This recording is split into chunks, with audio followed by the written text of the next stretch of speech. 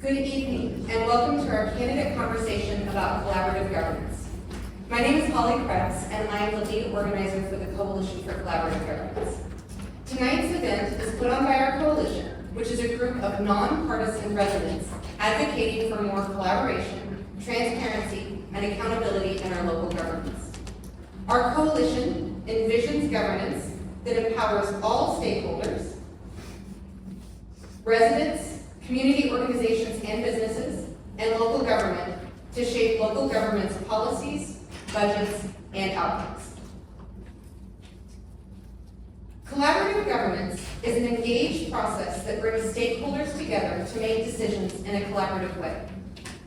According to the International Association of Public Participation, collaborative community engagement means partnering with the public in each aspect of the decision, including the identification of the preferred solution. And the city's strategic plan commits to this type of engagement, which promises to incorporate the public's advice and recommendations into the decisions to the maximum extent possible.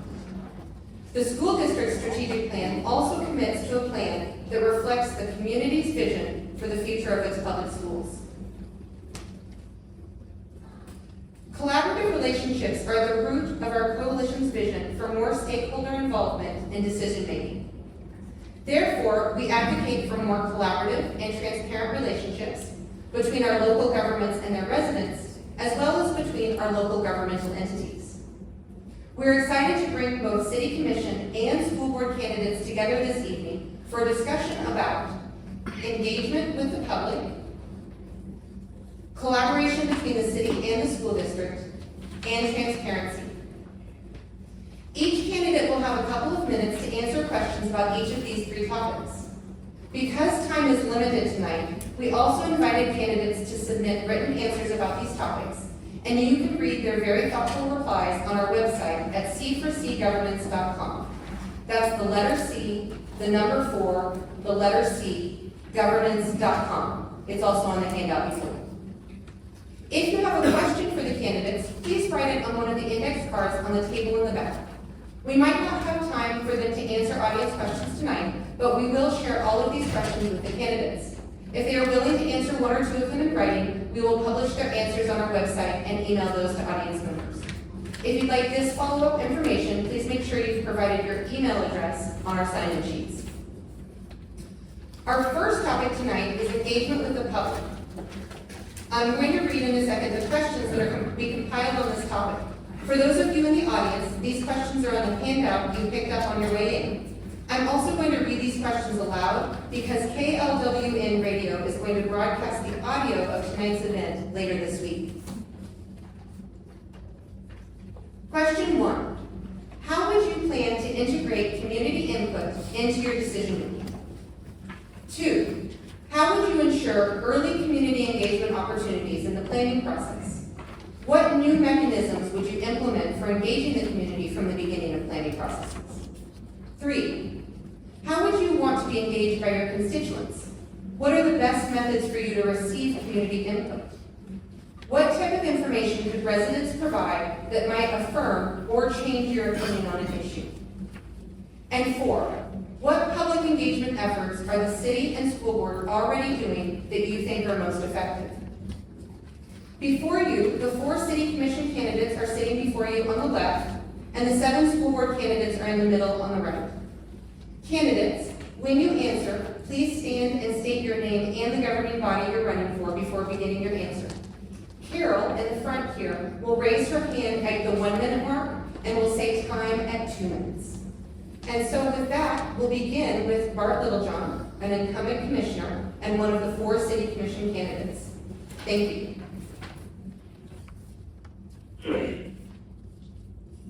Question. Yes. Is the coalition open to a question before we get going? Well, we kind of have it structured this way. If you'd like to write your question on an index card. I don't. Okay. I'd rather just get it out there because I think it's relevant for everybody.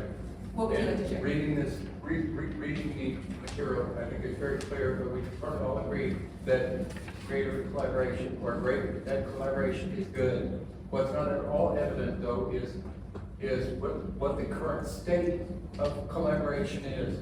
And I assume that you guys have a point of view on that, and I would love to hear that. What is the current state relative to what you aspire to achieve? What's the current state of collaboration in Morris, Kansas?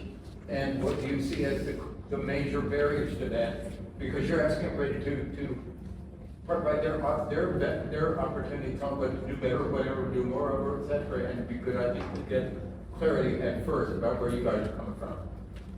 What I'll just say is that our coalition formed because we have seen that while we have primarily advocated at the city level, that the city's strategic plan commits to collaborative community engagement, and that many community advocates have not felt like the city has fully fulfilled that commitment. And so we're asking and trying to provide support to help them achieve that goal more fully. Thank you. Commissioner Littlejohn. Okay, Bart Littlejohn, candidate and current city commissioner. I'll try to, I guess, answer as many of these as I can within the time allowed. For the first one, when I was coming before the commission, I've often met with folks to gain a perspective on it and view prior information in meetings from other boards and commissions. And I try to take both that and any sort of dialogue I get in person, email, or on the phone to go ahead and make the best decisions in that decision-making process. For the second one, I want to continue to task the land development code to see what works and what doesn't. It's only been in effect since April of this year, and within that process, there are still mechanisms that require public engagement and prior notice, as well as traditional forms of the planning commission and other governing bodies. So, for the third one, the best way that I receive input is through email. During the week, from about 8 to 5, I have a job during the day, and I want to make sure that I'm there for my family evenings and weekends.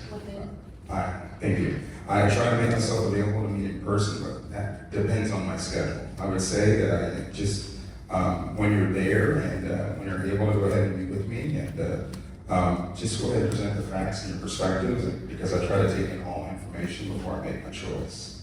And then the last one, engagement efforts that I thought have been the most successful, I'll probably say with the MSO campus. In the beginning of the project, meeting with the neighborhood, I thought city staff along with the developer sought out information and conversation with the neighborhood, and the plan was adapted to incorporate their input. And for the second one, I'd say with the budget, we started pretty early on the budget this year because of the deficit that we were facing. So we got started with conversations in November, December, and continued in January, February, April, June, and then with the regular budget conversation in July, August, and September. Time. Good evening, Bob Shum, candidate for the City Commission. I would but attempt to get as much written data as possible, any reports, technical analysis, written comments from the public. In other words, get all the facts. Next, be available to talk to as many people in the community as possible to get their thoughts about the subject matter. Use all this information to reach a preliminary opinion. Finally, listen to your co-commissioners, what they have to say. They've been investigating the same issue, and I'm sure they will have different kinds of information. Currently, the city mails out notices to property owners in a certain distance, making them aware of zoning issues or other planning. And it's a very limited amount of distance. It probably ought to be triple or quadrupled so that more people in the area would get a written notice. And additionally, ads should be placed in the local media. Major rezoning with proposed town hall meetings in the neighborhoods where the planning actually begins. The next question, I would want to be engaged by email, phone, or in person. I'm willing to keep an open mind in all instances because one's opinion changes as they gather more information. Fact-based data is very important to me in order to form the best opinion. The most effective thing that the City Hall is doing right now, I think, is the discussion, the public discussions after each agenda item, and where people can come and make their views known. I can tell you from my experience, nothing scares a commissioner more than a room full of people who are highly engaged.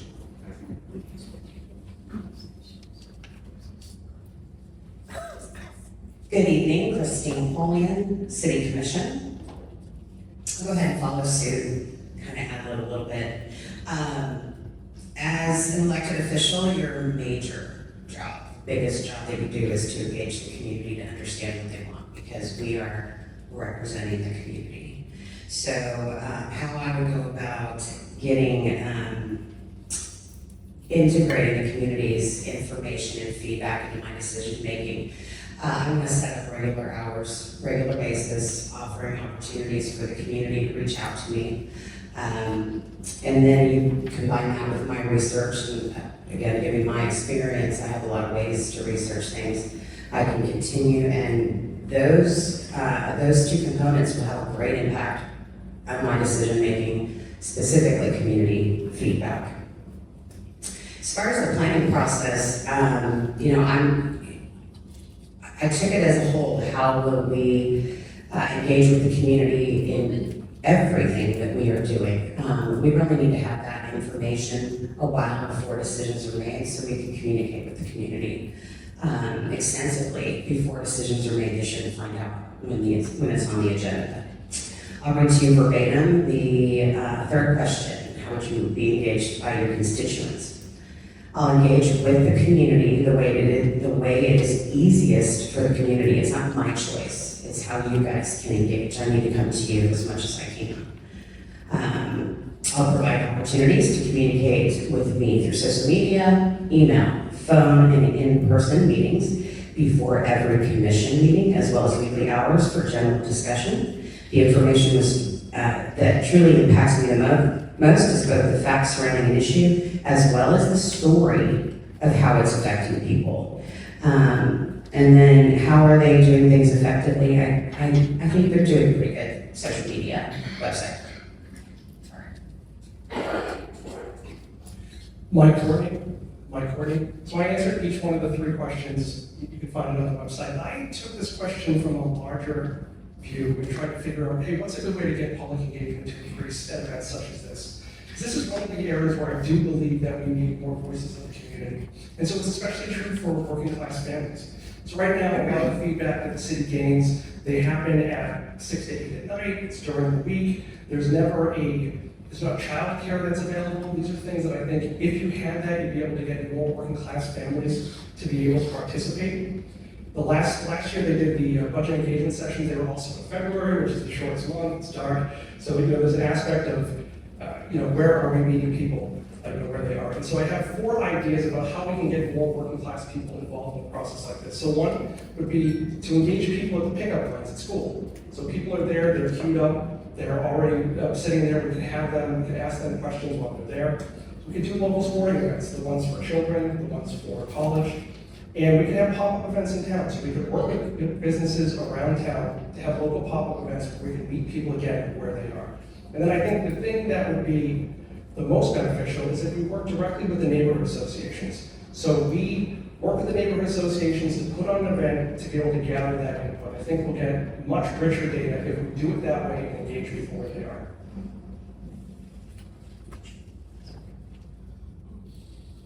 Hello, my name is Bob Myers, and I'm running for your local school board. And I approached this question actually coming from my background, and social work and then community intervention. Community involvement is one of the things that I push for on the board currently and would continue to push for. My issue, one of the main issues for me around that is, have you ever tried to figure out how to get involved in something at the school district? I found it to be very difficult.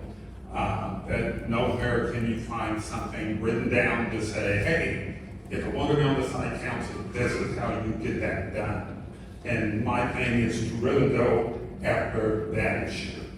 Involvement is what's lacking. I think the opportunities are all there, but most people don't understand how to get there. What do I need to do? In looking at how to involve the community in my decision-making process, I'm open to any communication. I'm not a big person for Facebook, but Other than that, I'm willing to listen to anything. And as I'm listening, I will integrate it into my decision-making tree. Usually how I look at things is I look at things in terms of community. What do I think would best serve the Lawrence community in looking at education? And then the second thing is take that and focus it on what's best for children. That way I ended up with a pretty well-rounded decision that is based on our community.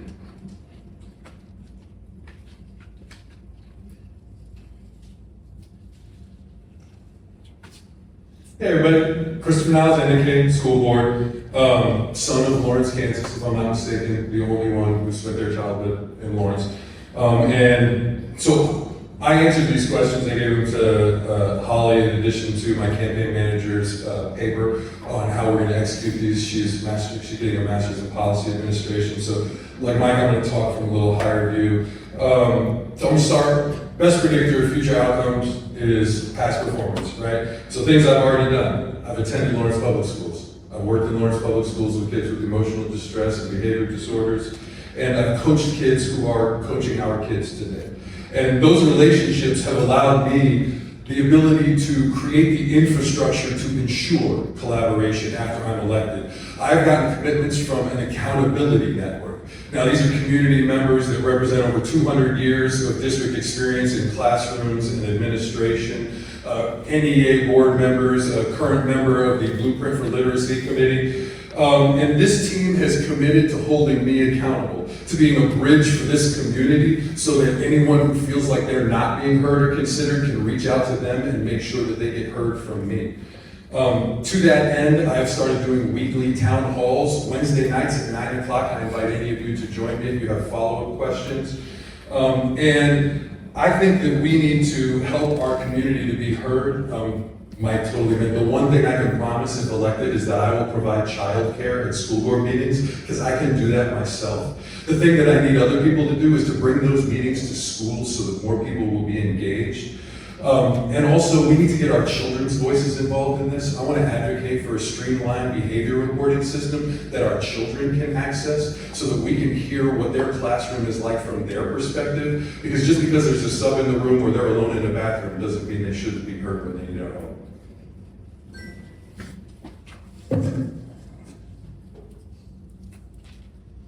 Okay.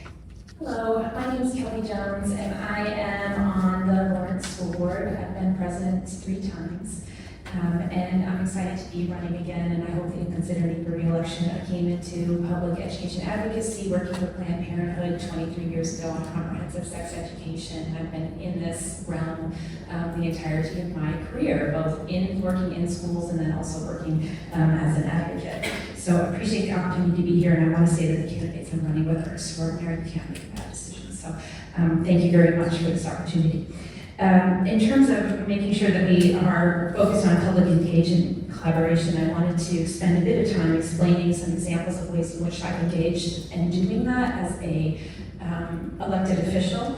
So just to give some examples, I am on the policy committee, and I participated in developing both the equity policy for the district and the cell phone policy for the district. And in doing that, I utilized a participatory decision-making model to ensure that we had voices from around the community. We provided opportunities for survey input, but we also went to the committees where maybe those community members would be at. So definitely we went to what was then the Parents of Color Community Committee. We also worked with the Equity Council, and then went to all of our buildings and worked at the building leadership level and also with our building administrators to see, so that we're looking for a way in which we can create these policies that best meet the needs of our community. Additionally, I want to talk about some ways in which we have been successful as a community and as a district working together. So we recently have adopted a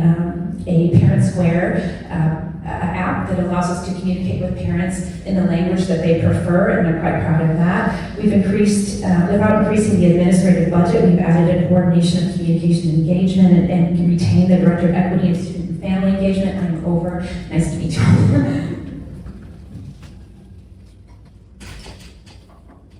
Hello, my name is Matt Lancaster, and I'm running for the school board as well.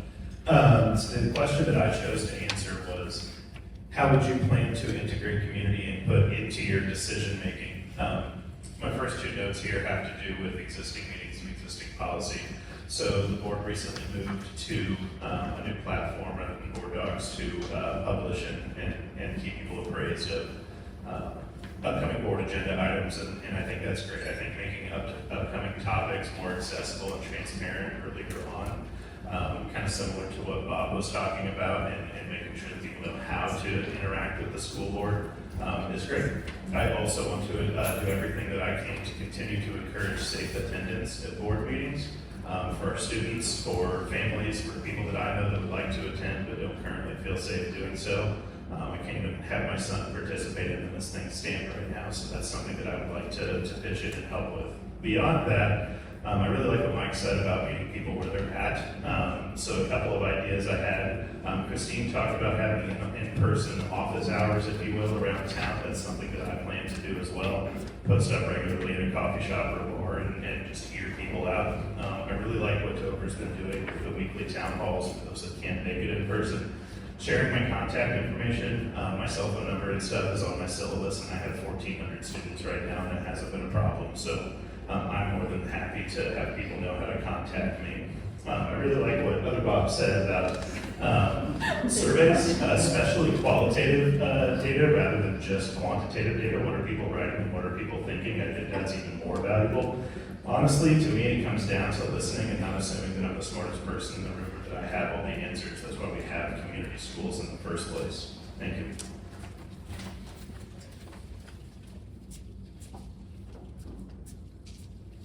Hi, thank you all for coming, and thank you very much to Holly for hosting. My name's... Sorry. Hi, thank you all for coming, and thank you very much to Holly for hosting. My name is Molly Starr. I'm running for school board. I wanted to answer question number 2 about early community engagement opportunities and what new mechanisms I might have to implement. Actually, I would like to re-engage 3 mechanisms that we had prior to COVID and changing of superintendents that allowed for community engagement where people were at. So we used to have something called Beyond the Boardroom, and we had another meeting called Educate Lawrence. We also had a third meeting that was a district site council.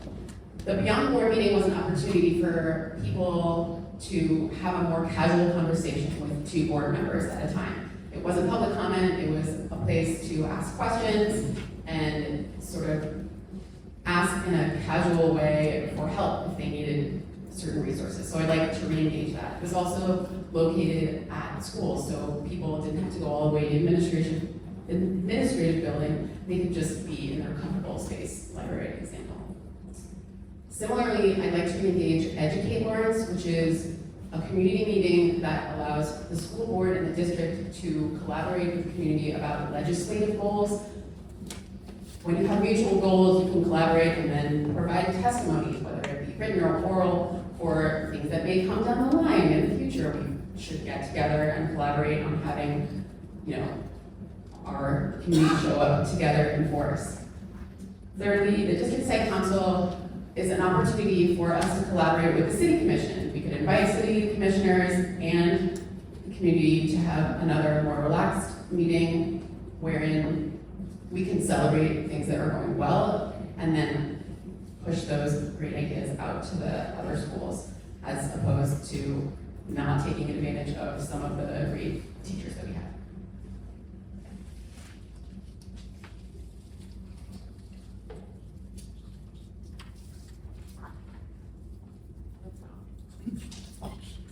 So I just turned it off. So, good evening. My name is Pam Shaw, and I am a candidate for the school board. I am a pediatrician by trade. I work at Katy Med Center, and I currently commute back and forth every day, so I know a lot about I-70 and even Kingston. In a corridor, and how long, 41 minutes from my door to the Med Center door. As a candidate for the school board, I believe that meaningful collaboration begins with transparency, active listening, and shared goals. In my practice, I do that every day with parents who have questions, with parents who have concerns, and I believe that is where the money lies, is the active listening and also sharing the same goals. I will prioritize open communication channels with constituents through regular town halls, surveys, and accessible digital platforms. And accessible digital platforms are things like QR codes that then takes you to a survey that tells you where you can add both qualitative and quantitative. I agree with that. I think we need both. Equally important in fostering a strong partnership between the school board and the city commission. Our work intersects in areas like youth development, public safety, infrastructure, and equity. I will advocate for joint planning sessions and cross-representation on committees to align our efforts and maximize resources. By building trust and maintaining consistent dialogue, we can create a more unified approach to serving our students and our families in this community. And although I'm not a Lawrence native, Topher, I am a proud product of public schools in Kansas, and I believe that they should be kept strong no matter what community you grew up in.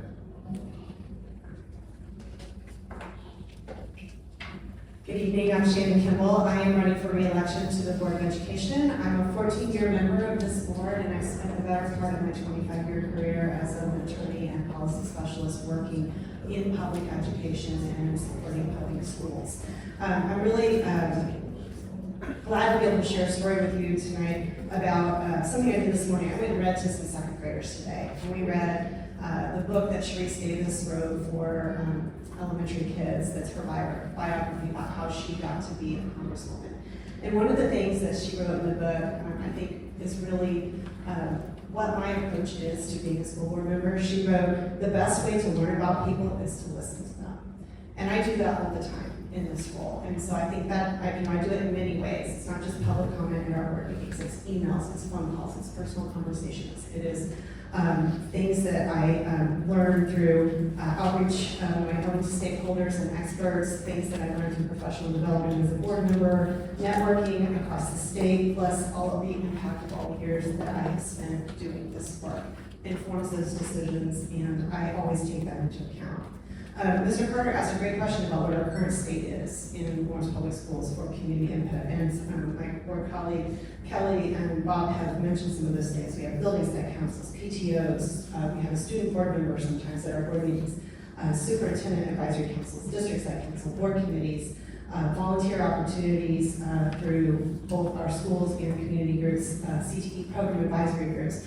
We really try to make sure that we get input and get it from where the stakeholders are. That process is not always perfect. I'm sure there are things that we can do to make that more visible to the community, but certainly our stakeholders in our buildings have those opportunities, know those opportunities, and take advantage of them. One of the things that I really appreciate are personal emails and personal conversations. As Matt alluded to, I have had to draw some boundaries because of disruptions and bad behavior at our work meetings. So I hope that we can address that as well. Thank you.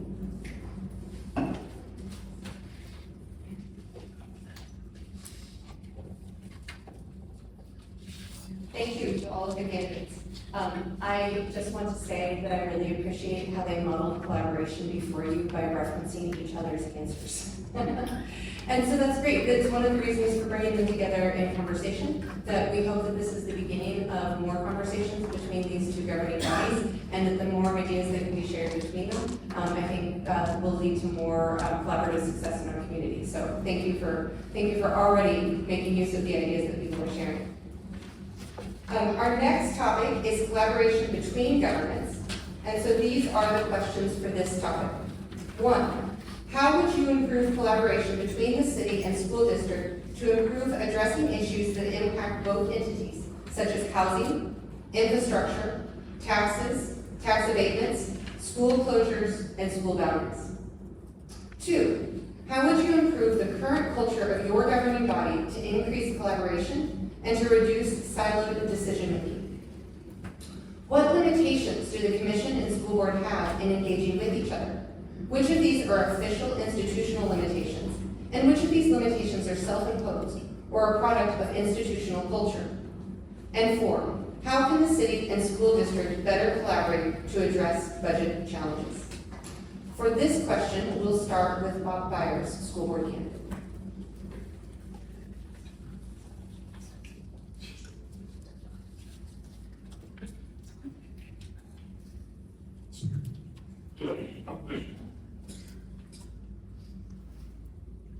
Okay, when I look at this question, I go back, and my first time on the school board, which was in 2009,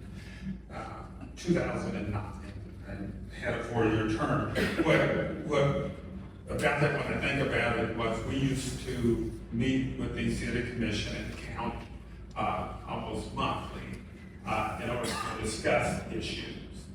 Now, this time around, I've been on the board now for 2 years and have yet to meet with the city or county. I know the board has been pressuring them or asking them, we can't really pressure them, but we can ask to schedule some time to sit down with us because we have a lot that we need to talk about. We recently had a tax abatement issue that the school district usually finds out after the decision and the planning is done, which really isn't the time that we need to know. We need to be talking about it. I'm not a big one to say I want to get in the middle of the city's budget, because I really don't. I have enough trouble handling the school's budget. What I do want to get in the middle of is the planning process. I want to be involved in that decision point, because if I'm involved in the decision making, I'm automatically involved in the budget. So I don't see a need to really sit down and hash the budget out. What I see a need for is, let's sit down and talk together. Look at what each of us needs so we can better serve our community. Because really that's what this is about. And as a school board member currently, that's what this is about, is taking care of our children. And if we can talk about it, usually we can get that job done well.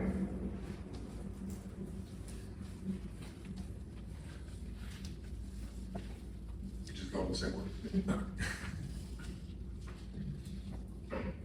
Chris Miles, Education School Board. And again, I'll start with what I have done. I've spoken to all of the city commission candidates about how we can work together to leverage economies of scale and collaborative efforts to mitigate costs for the people of Lawrence while also preserving free space for children. Since 2018, the Census Bureau says we have 1,100 more kids in Lawrence, Kansas today than we did then. But we have less free space for them. And what we need to do is we need to get together. In those conversations, I learned about how they used to meet together. I've learned about how the city pays for crossing guards, so there are some collaborative efforts to save costs. And we've also had conversations about how these schools can be spaces that can help the city stimulate economic growth. That's something that I'm personally really excited about. We've talked about ways that we can bring back the culture of sharing, get those meetings back, and again, maybe house some of these meetings in shared spaces that people feel more comfortable in trafficking. But I really want to speak to this idea of, I call it community-centered schools.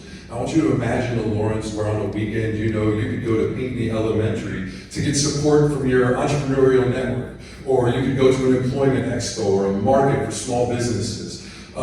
This would bring passion on the weekends into our schools and remind people of how important these institutions are to our neighbors, so that they would be more likely to send their kids on Monday, because the school district has been the first domino to fall in our recent economic issues. After school closures, they lost 250 more students than they thought they were going to lose. That's $2.5 million. They raised taxes. Sales tax collections fell short. The city raised taxes. We needed to be talking about how we could reclaim the faith in our public educational institutions, the thing that's always been the driving heartbeat of our local economy. And if we can reclaim that trust, I think we can solve this economic problem too. So, as a sitting board member, I can explain that I'm going to take some time to talk about the efforts to collaborate, but I do want to say that the city leaders, the county leaders, and the superintendent do meet on a regular basis, and we do have some coordinations happening. We've had a really hard time meeting with elected officials collectively, and I'll come back to that. But since I'm a good advocate first, And because these folks might be on the city, and I don't know when I'm gonna get to talk to them again, I'm gonna make some mess. So what I would like to see is that we facilitate revitalization of our older neighborhoods with smart growth, single-family incentives. So when you consider my neighborhood, where there are more college students now than there are families, that is a direct result of policy decisions made at the city and county level. I'd like to promote proactive growth, and I love college students, I teach them. Oops, I don't want to get fired up. Okay, promote proactive growth with a variety of housing options. So teacher and staff recruitment by way of affordable housing initiatives is the most important thing that we have on our agenda right now for the school board. We need to make sure that we have space for teachers. Kansas ranks 44th in the average salaries for public education teachers and 48th for ESP wages. Ms. Francisco is in the room, so I want to call her out on that, but not that she had to do, she's been amazing. And then making sure that we can continue to increase those wages, but we need affordable housing, and that means that we need to attract families to Lawrence and not to Baldwin. It's been much easier to attract families to Baldwin because their code was much easier to develop in. I think we all know that. I know that's something that you all have been working on, and I know that we have made progress here in Lawrence, but now we need to make developers aware of that progress. And then certainly we've had a decline in enrollment due to outer migration from Kansas, but also due to school closures that I would have liked to have avoided, and also to the lowest birth rate in 100 years. We declined 5%. That means that college neighborhood that I was talking about in 12 years, they're not going to have people either, in the same way that we are having issues. So when you continue to have only apartments, you are neglecting the families that we need to bring to Kansas. Lawrence.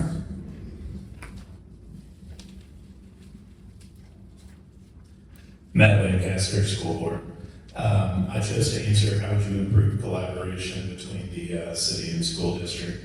And I'm proud to say I live pretty close to Mike and Cindy, so we could collaborate all the time if you want to.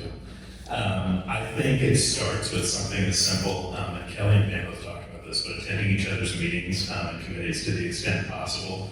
I know my wife and I watch her attend both, but don't often see people there. Everybody has busy schedules, but we need to make it a priority and expectation to be involved in each other's processes to the extent possible. To that effect, I think there's nothing stopping us from having joint town halls outside of the strictures and structures of the official meeting agendas. I also think Bob talked a little bit about an agreement and a commitment to working together in the planning stages and before we get to the decision-making stages. Community input gathering as well. I know there are structures around note-taking and record-keeping with elected officials, but a system of shared notes and an agreement to consult with each other and to involve each other in the planning conversations. I think of the tax example that Topher brought up, a few weeks ago when athletics came and asked for tax incentive, and we found out about this huge gift. And that upset a lot of people. It upset my family as well. And it makes it that much harder down the road if schools need money, because this has already happened in our community and they're feeling it from all sides. Lastly, I would just say how I would improve is my own relational skills. My team sent 1,500 students to our business career fair last Friday, and employers regularly say that we teach them how to network and how to develop skills better than anybody else in the area. I was an administrator talking to a lot of families that didn't want to be involved with the school, and when I was a teacher, it was with students with special needs and pre-alternative school programs, so I know how to talk to people and I know how to get people to talk to each other. Thank you. Hi, this is Molly Starr. I am going to answer for the collaboration with the city theme. Question number 1, how would I improve collaboration? Bob talked about the tax rebates, and I wanted to bring up again the opportunity that we have to host a district site council. Shannon mentioned that we do have one, but it hasn't met publicly for at least 2 years. I've been trying to attend. So for Bob's request, I think that the facilities committee that the school board has should have a standing meeting with the city. They need to relook at the neighborhood revitalization areas, which is what Kelly's talking about, how and where we can place and have clear ideas of what kind of buildings we want to get, what kind of rebates, who we're going to put there, why we want them there, and how it would benefit the schools. Currently, the schools sort of, like I said, get the last minute, so we're either hindering the city or not approving it, or not getting the tax dollars that we deserve. So we should renegotiate that. In the facilities committee that the school board already has 2 members attending, we should have a standing meeting with the city. Thirdly, as a school board, we should probably attempt to have a liaison attend all of the city commission meetings. We don't necessarily have to have one person go every time, but if we work together, we can collaborate. I think 2 meetings a month is not unreasonable to make sure that, you know, we are showing up where they are if we want them to collaborate with us.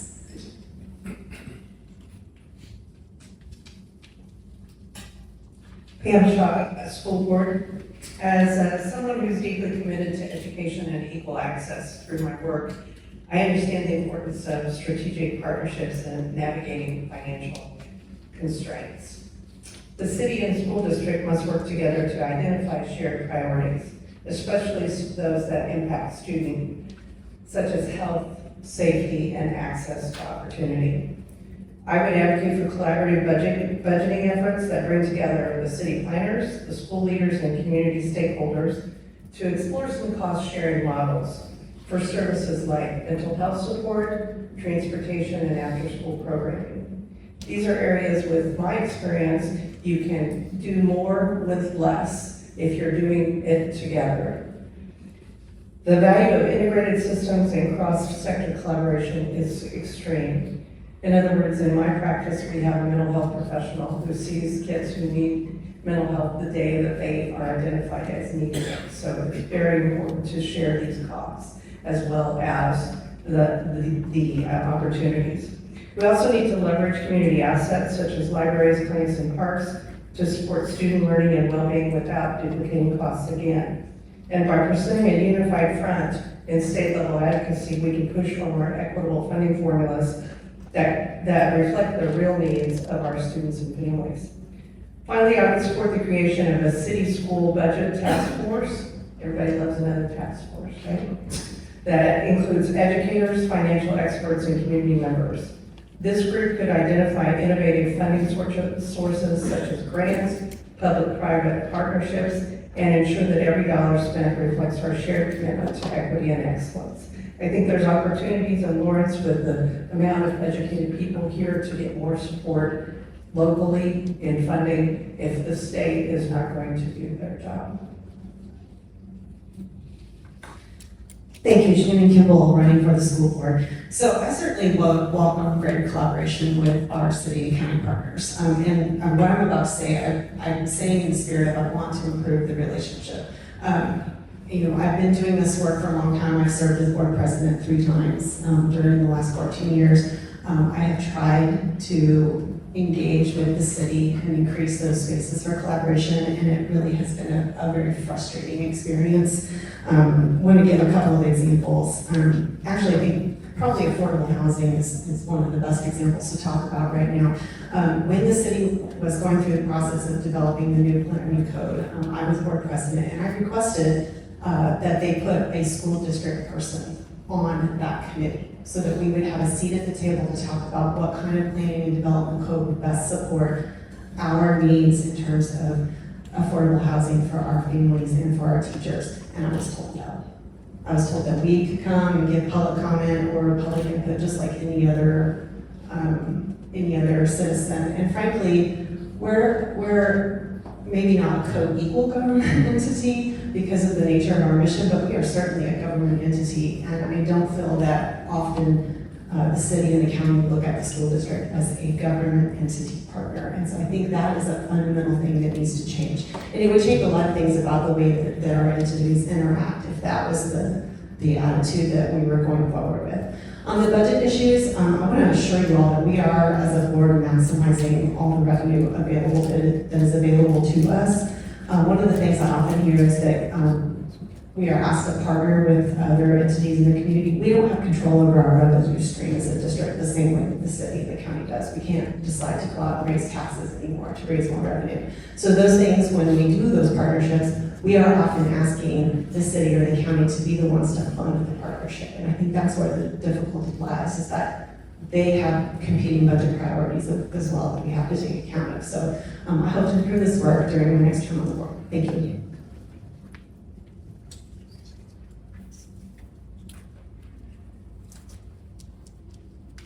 Art Littlejohn, currently on the City Commission, running for City Commission. I'm glad Shannon spoke to that. We do have different revenue streams. Most of their funding in school districts that come from the state. City is local property tax and local sales tax. For obvious, or not obvious, but extended reasons, the monies come from the state to make it more equal for more school districts across the state.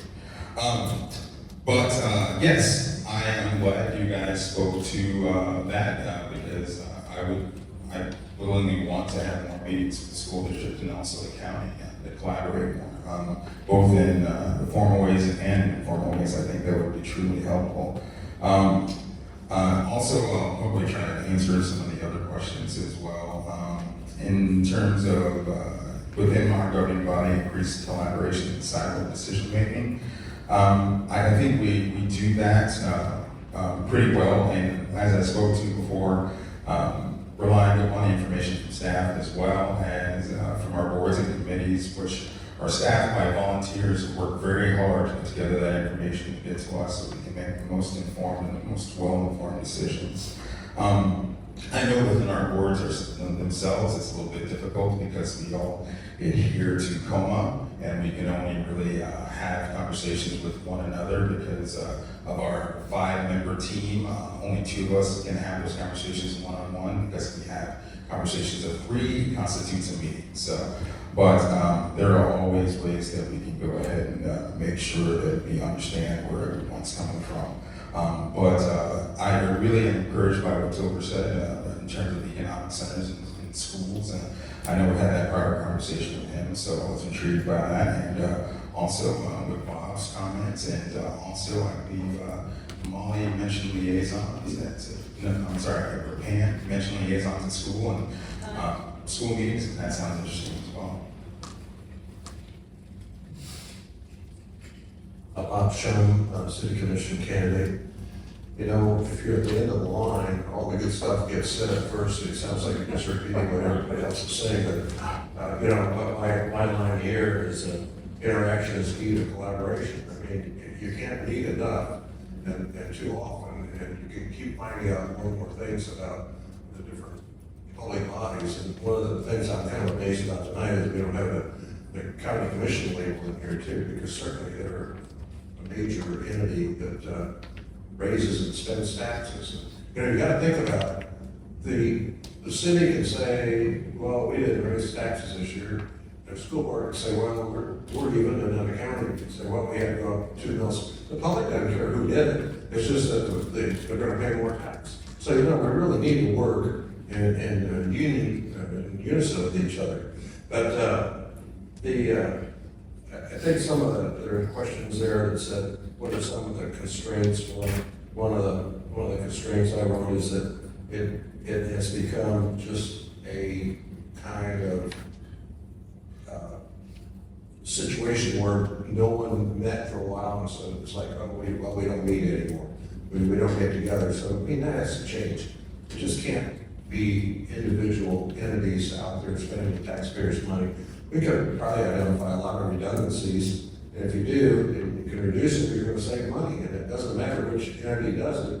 It's the public that's going to end up benefiting. So, I think that just being able to meet on a regular basis and share thoughts and ideas and see where we go.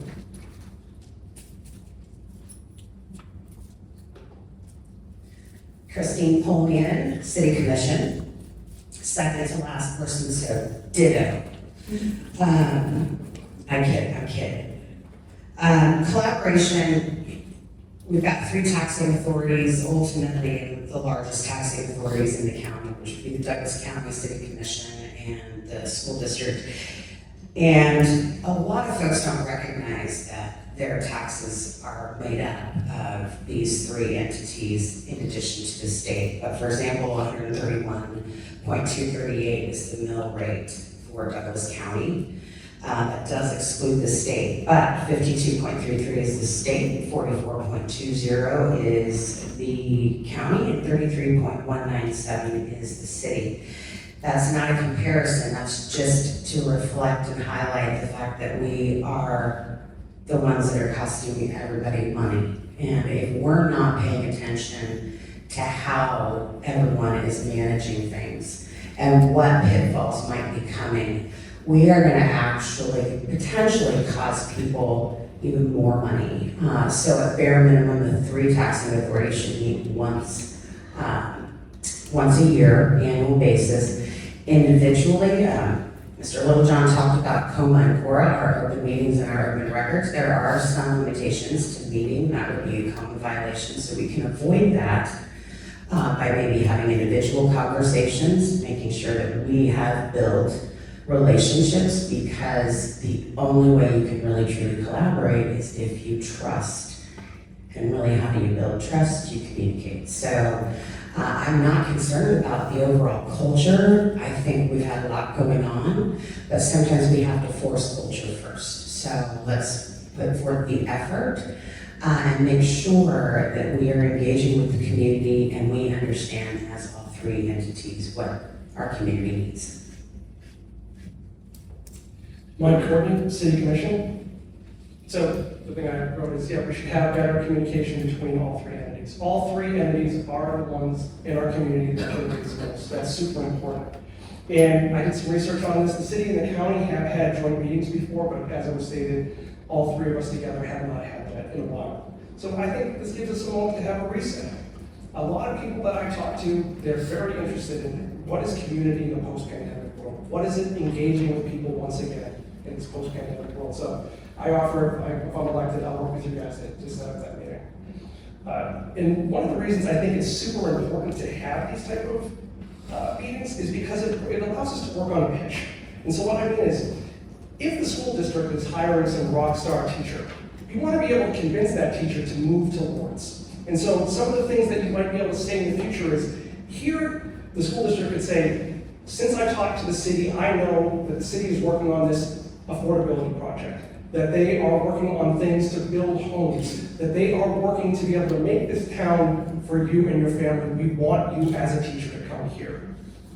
And then the opposite can be true too. As somebody who's on the city commission, you're going to be talking to businesses, you're going to be talking to people to say, we want you in this community to set up a branch, we want your organization here, we want you to be part of this community. And part of that, let me tell you how great our schools are. So opening up this line of communication between the city commission and the school board, I think is important for that, and I think it's going to be good for economic development as well.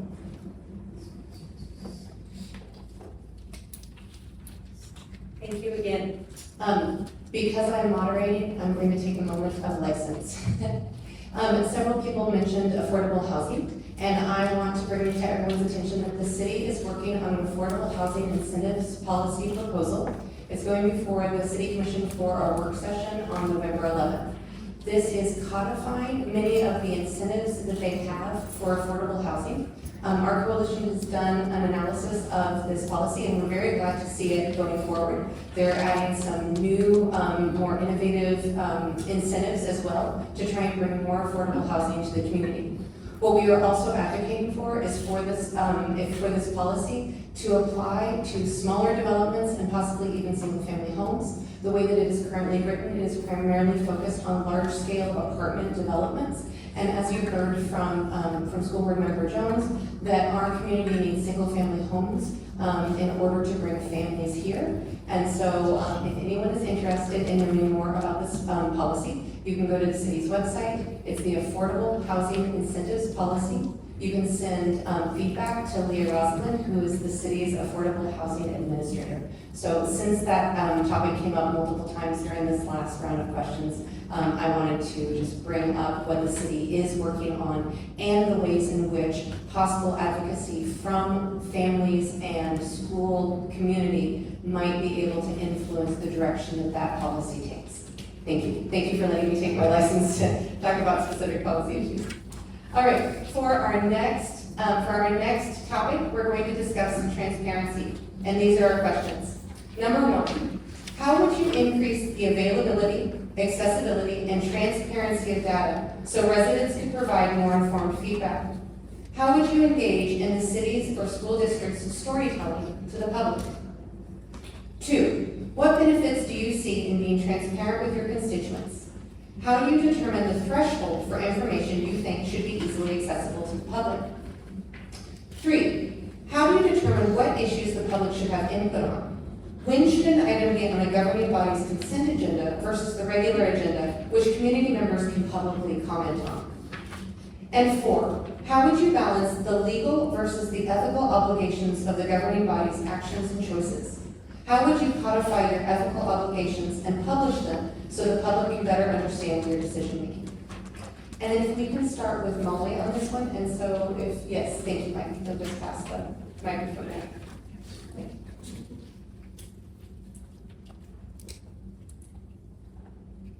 Hi, this is Molly Starr, one of the candidates for school board. For the theme of transparency, I wanted to talk about question 2. What benefits do you see in being transparent, and how do you determine the threshold for information that you might share?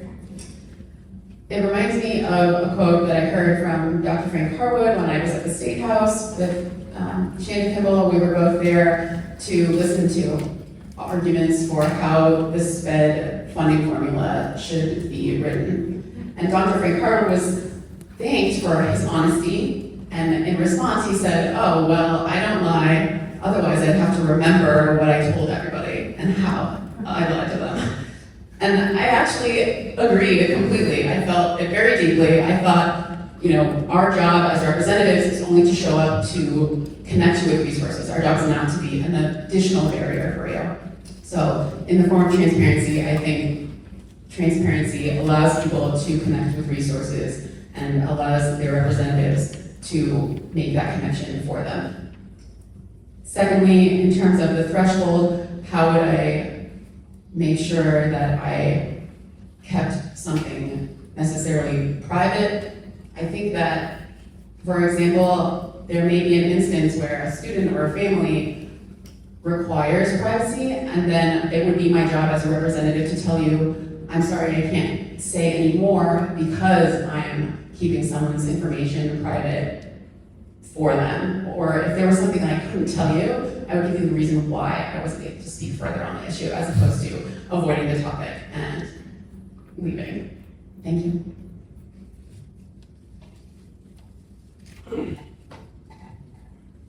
I did follow Holly's direction, and I answered one question, but I did answer the other questions online too. So again, I'm one of those rule followers that tries to do everything on time. Doesn't always work.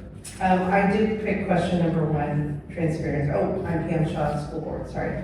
I believe in the power of data, not just for decision making, but also for transparency. But by building trust and accountability with real data, you can make connections with your constituents as well. To increase transparency and accessibility, I would advocate for user-friendly data dashboards that highlight key metrics like student outcomes, budget allocations, and equity indicators. These tools should be easy to navigate, available in multiple languages, and updated regularly so residents can engage with current information. But data alone isn't enough. We need to contextualize the numbers with stories, real experiences from students, families, and educators. I would support initiatives that elevate these voices through community forums, video storytelling, and partnerships with local media. This kind of narrative work helps humanize the challenges and successes in our schools and makes the data more meaningful. Engaging the public also means meeting people where they are, whether that's neighborhood meetings, school events, digital platforms. I would work to ensure that feedback mechanisms are inclusive and responsive, especially for communities that have historically been underrepresented in decision making. Ultimately, transparency and storytelling go hand in hand. When we share both the facts and the lived experiences behind them, we empower our community to be active, informed partners in shaping the future of our schools. Shannon Kimball, running for school board. So one of the things to acknowledge in the conversation about transparency is that we live in an environment of information overload. So I often feel like as a board member that there is so much information that we provide to everyone in so many ways. We are an open, transparent government agency. You can ask for just about anything you want and we will give it to you, apart from things that have to be kept private. And so one of the keys that I have come to believe is super important in this conversation is figuring out what the information is that people want and how they want to receive it. So that getting information to them in the place where they want to receive it, so that they actually engage with it. It was one of my platforms when I ran for the board in 2023 was to improve our district communication strategies, and I feel like we are doing a good job right now of delivering on that promise. We have made a lot of changes. We've mentioned, I think someone mentioned earlier tonight, that our Parent Square platform, we have streamlined significantly, trying to become a one-stop shop to provide information to parents and students and staff about what is going on with the district. That is hugely important, because if you have to check 14 different apps to find out what your kid is doing, you're not going to feel like that's transparent because you can't find what you're looking for. In addition, that transparency and that ability to access the information you need when you need it, that builds trust and it improves relationships. And that is one of the really important things about transparency and improving what we do in that realm. In terms of our oath and responsibilities as board members, legal and ethical, we have fiduciary duties, duty of confidentiality, duty of care, duty of loyalty, duty of accountability. And our board, under my leadership, this was actually a project that I worked very hard on for about 5 or 6 years, we've actually codified those agreements in the governance manual that is available to the public online. So thank you again. We're going to go backwards per Senator Marcy Francisco's recommendation. So, Thank you. Matt Lancaster, School Board. So I also tackled the question, what benefits do you see in being transparent? We'll start with that one.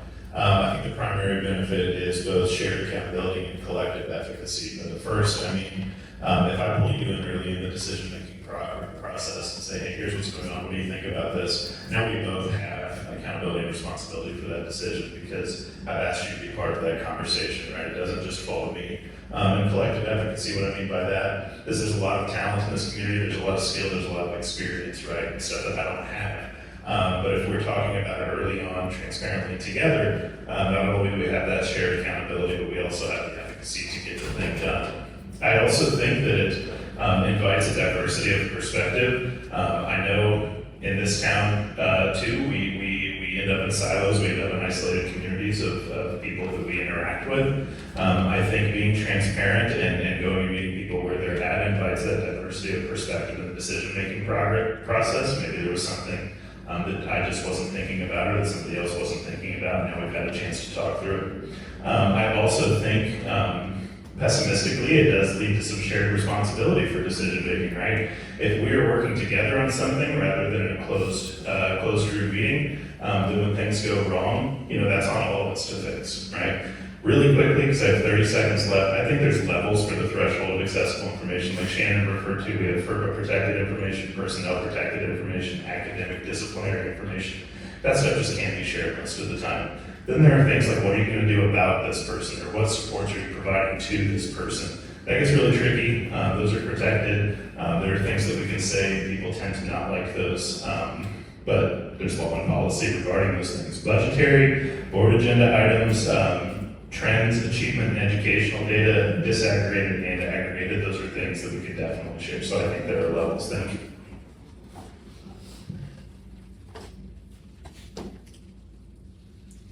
Kelly Jones, running for the school board. So I facilitated the agenda setting as board president, and I made sure that we included a committee report so that if an item was on consent, there would be a report about it at the front end, so that if a community member wanted to engage in a conversation with that, we already have a model where the community member can come in, we can pull the item, they can speak to it, we want to hear what they have to say before we vote. We do that at the school board. I also want to mention that in terms of transparency, With negotiations, I was on the negotiations committee for 7 years. I'm really committed to supporting a strong, healthy union in our school district. I think it's good for kids, I think it's good for workers.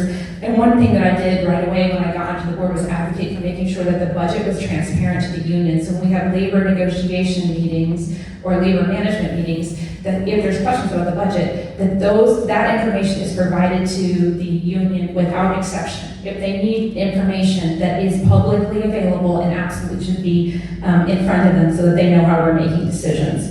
I also want to mention here that when we have questions, this last question about legal versus ethical obligations, recently at the Capitol, and again, not most of our local representation does not support some of the anti-trans and anti-LGBTQ legislation that has come down through Topeka and impacts our staff and our students.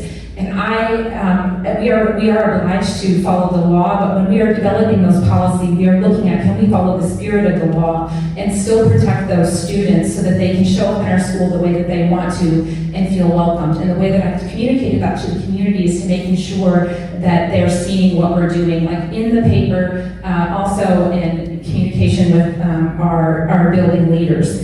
And then finally, I hope that if you want more information about me, you'll look at Vote Kelly Jones. .org. Thanks a lot.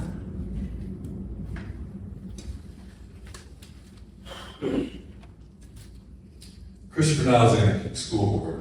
I'm gonna do something I'm gonna need to do when I'm sitting on the school board. There's an old saying that says there's 3 kinds of lies: lies, damn lies, and statistics. And that's because not everybody who shares a statistic is willing to show their work or cite their sources. So I have to confront a lie that's been coming out of our school board, and that is that enrollment is due to decline in birth rates. Quick thought experiment. Community A has a birth rate of 11.8. Community B has a birth rate of 15. Raise your hand if you can tell me which one has more kids born. You're all right. Nobody in the world can. Lawrence, Kansas in 1995 had a birth rate of 15, but fewer children were born than in Lawrence, Kansas in 2024 when the birth rate was 11.8. The Census Bureau, who produces what is called a BO 9001, which is a report on the child population in communities, says that Lawrence, Kansas has grown by 1,100 children in the same amount of time our school district has lost 1,600 students. This is why I created an accountability network. Because in this moment, it is easy for me to not confront a lie and call it such. But we all need to know that we have people around us who will hold us up to account and make sure that when someone is attempting to deceive our community, we will call it out. The enrollment loss in Lawrence, Kansas is not because of demographic shift. It is because parents are choosing to leave this district. And it is why we have a budget shortfall in our school district and in our community. And to your transparency, I put in a core request to find out teacher turnover at different schools. I was told by the school district it cost me $210. It doesn't feel real transparent. I think all of these things should be available in a simple database spreadsheet that anyone can click on a website to find out all of this information that we have a legal right to.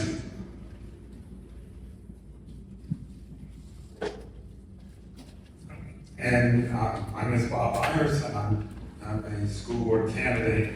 And my issues that I chose to answer was around transparency was data and issues around the contingent. But as I sat here and think about it, transparency for me really comes down to involvement and getting people in and out of our building. So that it's one thing to say, here is a bunch of numbers you can read. It's another thing to say, okay, you want to know what's going on in the school? Why don't you come to a school program? So you can actually experience education. Why don't we have an open house in a building? So you can actually walk in a building and see what's going on.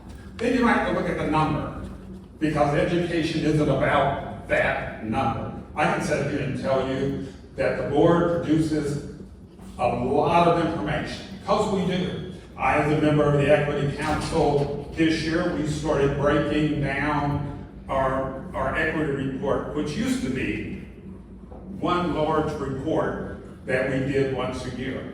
This year, what we decided to do is we're going to break it down into sections. We're going to make it understandable. So we do several different reports throughout the year, breaking each data point down so you can clearly understand it.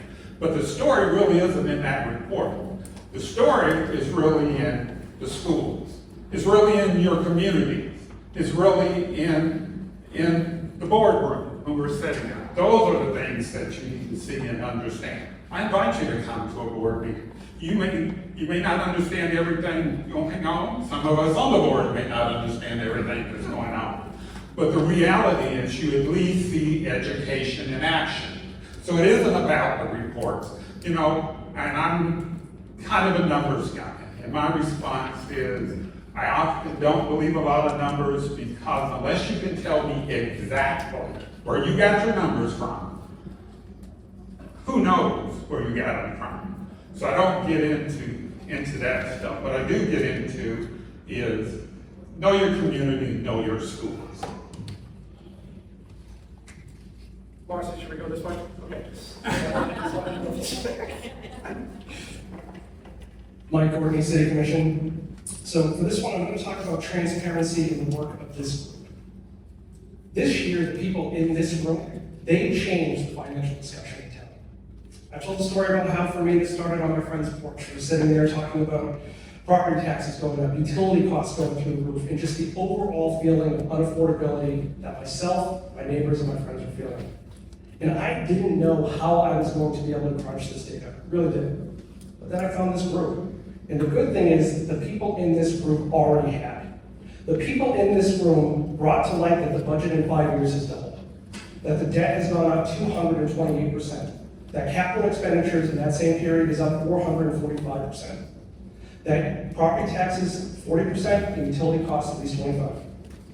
So I really do believe it was the tireless work of people in this room, like Holly, Randy, John, Christina, Marcy, Tim, and Carol on the rec center side. And do you know what they all have in common? Well, they're probably not going to like this, but they all did it for free.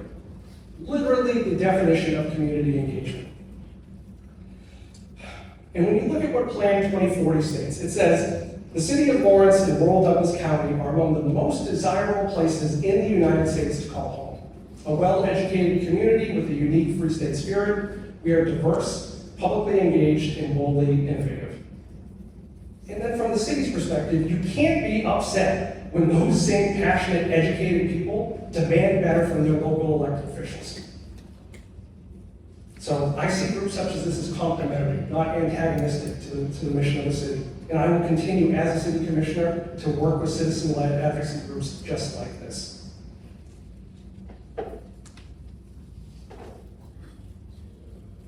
Christine Polian, City Commission. Transparency has been part of the fabric of my career. I've done local government, finance and city management for 22 years. My first position in local government was a city clerk. And they're the record keepers of cities. So information and what records can and should be given to the public is a big part of what I did. I will tell you that transparency builds trust. Conversely, if a community believes their government, their governing body is hiding things, you have much bigger problems, which I think we might be there right now. The transparency is, right now we have a community that doesn't trust our government in terms of city. And I think it's because we have seen a lack of transparency. I've worked with Holly specifically. For those of you that don't know, I'm the municipal finance expert that consults with the collaboration, help them interpret some of these finance things. I know where to go and get information, which I have done. Holly and I have fought to try to get information that should be readily available. That's concerning, but regardless, let's get back to overall transparency. Let's focus on the consent agenda. The consent agenda is simply to handle housekeeping items. not second readings of major contentious issues. It is a logistic. Some cities don't have a consent agenda. If you see a government putting a lot of things that are contentious under the consent agenda, it's certainly worth questioning. And basically, I'll just tell you guys all that we still can build a lot of trust, and we will.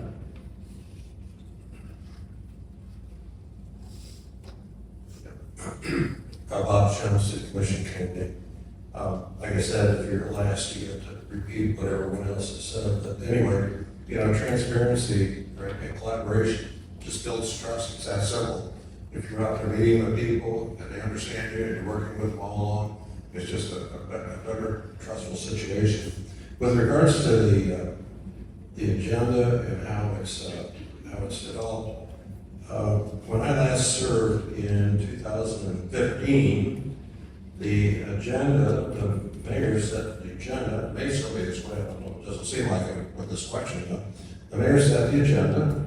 He put housekeeping items on the consent agenda and major items on the general agenda.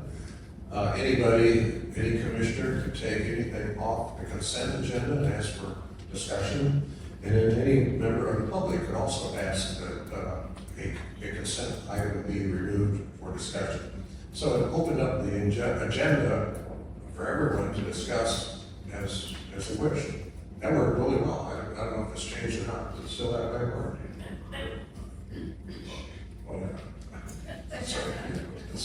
But anyway, so I would like to go back to that method if I was elected. So the ask one more question here. What should be available? All reports, minutes, advisory committee votes should be posted on the city website at least 3 days prior to the next official action. I heard some people complaining on the Park and Recreation Board that they were getting things posted like the night before they were having the meeting, didn't have time to even look at it. That's not fair, that's not transparent. And I would be engaged in the city's storytelling to the public. I don't know, storytelling is the right phrase to use, but anyway, by being available to the press and answer questions. Thank you. All right, Bart Littlejohn, City Commission. To the first question, our city has many dashboards and data outlets to tell our story, and that's part of our strategic plan. Additionally, we have brought in a director of communication, Corey Wallace, that has talked directly with Holly and this group and engaged with them directly, and is in the Office of Communications and Community Relations to advance our city story as well. That's something we've done in the last couple of years because we want that focus to be to foster community engagement and also conversation. Regarding the second one, we City of Lawrence holds a high level of transparency, especially in consideration of other cities and municipalities. We try to make everything we can available on the website, and also information requested from staff that also this group has availed themselves of, or any person in this community can avail themselves of.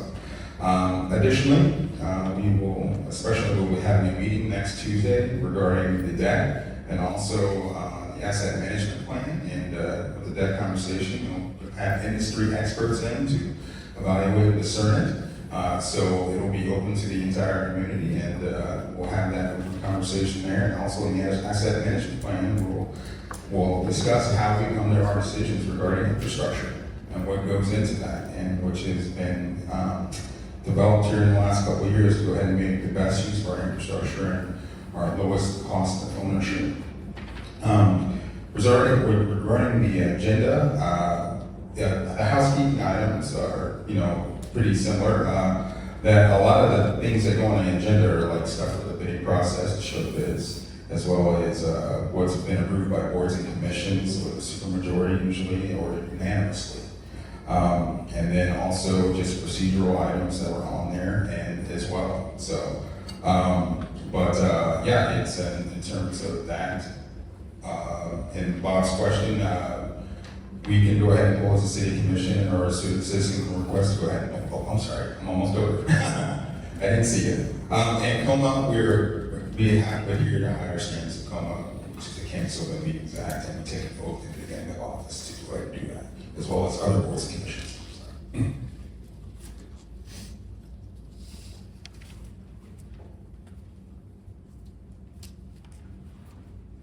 So remarkably, we've had 11 people give 3 answers, and we still have time for some audience questions. So we have a handful of questions, and what I'm going to do, because we didn't get quite as many as we expected, I'm going to, we have some that are more school board specific and some that are more city commission specific. And so I'm going to give Shannon Kimball 1 question, and then each other group, I'm going to have 2 people answer the same question, because that's the number of questions we have. So Shannon, if I can give this to you. Let me do 1 more thing. 2 minutes on that too? Just 1 minute. We, in our effort to be collaborative, we shared all of these questions with the candidates 2 weeks ago, so that they can have time to percolate on their answers and to give well thought out answers. This is a little bit different. This is a little more like other forums where they don't know what questions are coming. And we did this so that audience members could provide some questions. So we had some people submit questions earlier, and some people submit some ones tonight, and so that's what we're asking now. So our question for Shannon Kimball is, why are school board meetings quote unquote safe for all to attend? So, if you have read a newspaper article about one of our board meetings or watched one of our board meetings, we have had a very small but very loud group of public commenters who have, quite frankly, refused to follow the very minimal rules that we set for our limited public forum that is public comment. And because of that, there's been an ongoing effort to, frankly, I think, intimidate and harass board members over our attempts to enforce those rules within our board meeting. It's included a lot of violent language. It's included disruptions to our meetings. We've had to ban some people from attending our meetings, and it has created a rather hostile environment. We have taken steps to minimize how many student presentations and staff presentations we are having in the boardroom, because we just don't want, especially our students, to be exposed to the behavior that board members have been exposed to through these actions of individuals largely not even from our community. So, thank you. Do you want to just pass it on to us? All right, this question is for Pam Shaw and for Molly Starr. How will you ensure you're working for people you might not ever hear from? That's a great question. I think the best way to represent people is to have an open mind when what other people are feeling and thinking about.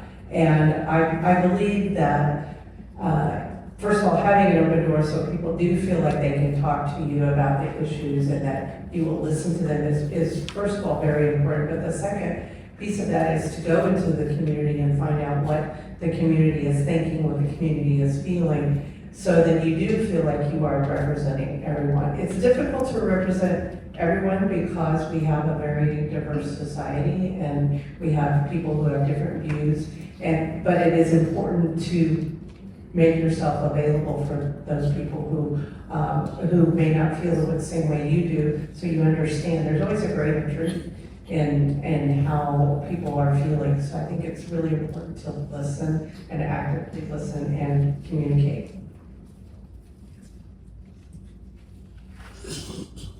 This is Molly Starr, candidate for school board. The question is, how would I ensure that I'm working for people that I might never hear from? I think that's actually one of the reasons that I'm running. I often attend school board meetings, and there are not very many community members there. I attend site council meetings, and there are also not a lot of people there. Similar with PTO meetings. I think that we're trying to represent and include people, but we're not doing a great job. I think offering childcare and food is going to be a great solution to encourage more families to attend. But also, I think as an architect, I often put myself in the position of other people. That's what I do. I imagine I'm the person delivering something to the back, and how is their experience going to go? So I'm well versed in positioning myself in other people's shoes. I think reading, engaging with the community where they are, and trying to get them to show up by being more supportive will help. The next question is for Matt Lancaster and for Kelly Jones. How do you respond to community feedback that's not as polite as you would like? Do you consider that person's opinion, or do you dismiss it because of the presentation? Matt Lancaster, school board candidate. So I'm very familiar with having to take in feedback or input, whatever you want to call it. That's not always in the way that we would like to hear it. I do think there's a difference between not polite and rude, and then some of the things that have been happening at our local gatherings and meetings, preventing others from coming. But I've had in my work, I've had parents screaming and spitting in my face, weapons on school grounds, had to deal with all of those things. So there is a difference. I think, practicing your calming strategies, your active listening, taking a moment before you respond, realizing, like Pam said, that there's always a kernel of truth, a kernel of something that somebody deeply cares about hidden behind the words. I would love for all of our interactions to be polite and respectful and positive. In my job, they never are. So I'm very used to taking it in stride, letting that energy flow through you, not into you, and hearing what the thing is that they really want to get at. This is a really good question for me. If you've been reading the paper, so I appreciate whoever asked it. And my background is in domestic violence and sexual violence, along with a couple other areas of expertise. And then I also worked as a dementia care specialist. And sometimes in the late stages of dementia, people can say kind of frustrating things. And in the case of domestic violence, I've certainly had people threatening me. And what I learned through my experience as a mental health professional is that if I calm down and listen, the person screaming the loudest often has the most important thing to say. So even in the case of the school board meetings that we've been reading about where we've heard disruptive behavior, when I really slow down and I ask myself, what is the shared value? So what is the thing that you're trying to tell me that's so important that might be something that we share? And in the case of the folks that have been very disruptive and sometimes it's been unsafe, it is true that I've received death threats. When I break it down, what I'm hearing is they have value around free speech, and so do I. And that helps me hear better what they're saying and be able to make decisions that are informed by their position in life. Thank you. And our next question is for Topher and for Bob Byers. Citizens are concerned about communication with the school district. How do you imagine the district can improve communication and community support, especially during crisis situations?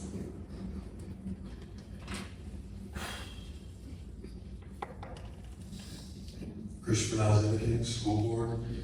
And I think we have to prioritize being fearless. I hear a lot of silence rationalized by saying there is a fear of implicating yourself legally or stepping on the wrong foot. But we know that when we don't allow ourselves and our children to communicate about trauma, the healing process never begins. Right? We need to be able to be the ones that are modeling for our kids that they can be fearless when expressing their distress, when saying there's something in their world that is wrong and needs to be made better. And that's what we need to be doing with this. These are learning institutions. The goal shouldn't be good enough. The goal should always be to do better for our kids. And that's why we need to be willing to experience the discomfort of putting ourselves out there and being judged, and being criticized and being wrong, because being willing to open up and start the conversation is how we build trust. Can I get you to repeat the question? Absolutely. Citizens are concerned about communication with the school district. How do you imagine the district can improve communication and community support, especially during crisis situations? Bob Byers, and I'm running for school board. When I think about this, I actually go back to being transparent, because the truth is people don't trust you when you're not transparent. Usually, so for me, it's really about being willing to listen to people, invite them in, as I said before, go visit a school, go to a board meeting, For me, that's where transparency and where you build that relationship. In a crisis situation, it's about listening, talking, and trying to understand. I spent 40-some years in child welfare. Began my career as a child abuse and neglect investigator. What I learned from that is... Attention library patrons, the time is 7:30 and the library is closed. Okay. Leaving the library to come to the accounts desk immediately, since we will stop issuing new cards in 15 minutes. Any children or teens needing help calling for a ride home should go to the children's desk now. Thank you. See how to go. Hey, you gotta be able to move. I'd say. As a child protective service worker, what I've learned is how to sit down, walk into a crisis situation, listen, not take sides, just trying to get a picture of what's actually happening. And for me, as a school board member, it's really about sitting there, listening, trying to understand, and trying to put myself in your shoes. My mom used to use a phrase, except for the grace of God, there go I, which puts you in a mindset of this is how we work together. That it's not that you're bad or good or what you did is awful. It's really about, hey, in different situations, I might have done the same thing. And when I train staff, that's what I try to teach them. This next question is for Mike Courtney and Christine Pulliam. The current city commission seems to have pulled away from engagement or communication with the public. How would you build that engagement or relationship back up with the public? What would you do to ensure that a line of communication with the public, as well as city employees, stayed open in the future? Mike Courtney, City Commission. Yeah, I think this is a real good question. I mean, one thing is making sure from a citizen-led advocacy perspective that I'm here listening to actual people. I think one thing we can do, before the pandemic, one of the people who was on the City Commission wanted to do this coffee tour. They wanted to be able to say, we're going to talk about 2 issues at this coffee shop, come down there, we'll have an open discussion. I'm down for doing that too. I really do believe that it's important for the people who elect you to hear your voice, to hear your discussions, even if it is a tough and difficult discussion. So in terms of that, and I haven't really thought about it until now, we could do the same thing with city staff as well. I mean, the idea that we could have an open house where city commissioners could talk directly to staff and answer questions from them. Thank you. And because it was a long question, I will repeat it for Christine. How would you build engagement or relationships back up with the public? What would you do to ensure that a line of communication with the public, as well as city employees, stayed open in the future? Another part of trust is communication, and I think we're lacking communication. In my experience with local government, when you've got elected bodies and city staffs receding, it's because they've just been beat up a lot. They either recede, or what you need to do ultimately is communicate more. So I will lead by example. I will put a lot of effort into communicating with all of the community as much as we can.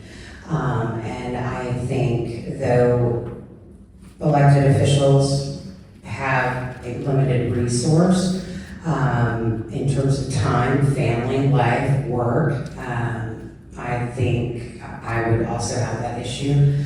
Personally, I would love to involve the coalition in assisting in getting information out to the community.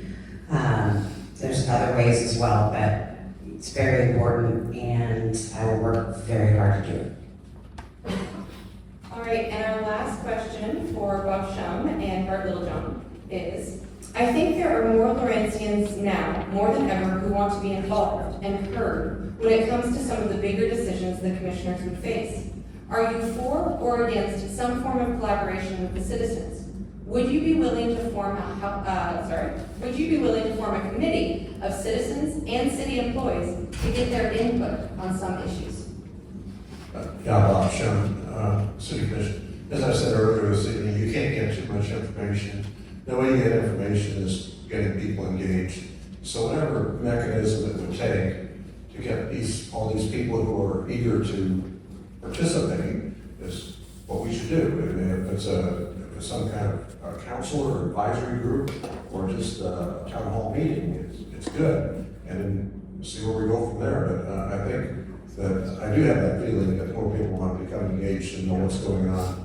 As I drive around the main roads and the businesses, they're anxious to get involved and change things.